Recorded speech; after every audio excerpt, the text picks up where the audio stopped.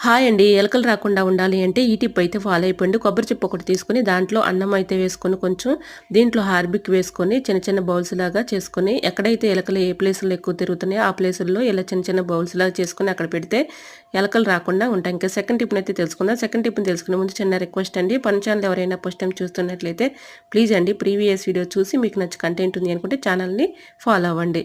అరటిపండ్లు అయితే ఉంటాయి కదండీ! అరటిపండ్లు త్వరగా పండిపోతూ ఉంటాయి, పాడైపోతూ ఉంటాయి. అలా లేకుండా ఉండాలంటే ఒక కవర్‌ని ఇలా పెట్టేసుకొని తొడుము దగ్గర రబ్బర్ బ్యాండ్ వేసుకుంటే పాడవకుండా ఉంటాయి. ఇంకా థర్డ్ టిప్‌నైతే తెలుసుకుందాం. ఇలా అద్దాలపై ఉన్నటువంటి డస్ట్‌ని కానీ, మరకలు కానీ ఈజీగా రిమూవ్ చేసుకోవాలంటే కొంచెం వ్యాజ్‌లైన్ అయితే ఇలా అప్లై చేసి క్లాత్ పెట్టి తుడుచుకుంటే చక్కగా క్లీన్ అయిపోతుంది. ఇంకా ఫోర్త్ టిప్‌నైతే తెలుసుకుందాం. ఇలాగ షూస్ అయితే అప్పటికప్పుడు మనం క్లీన్ చేసుకోవాలి అంటే ఈ టిప్ అయితే ఫాలో అయిపోండి.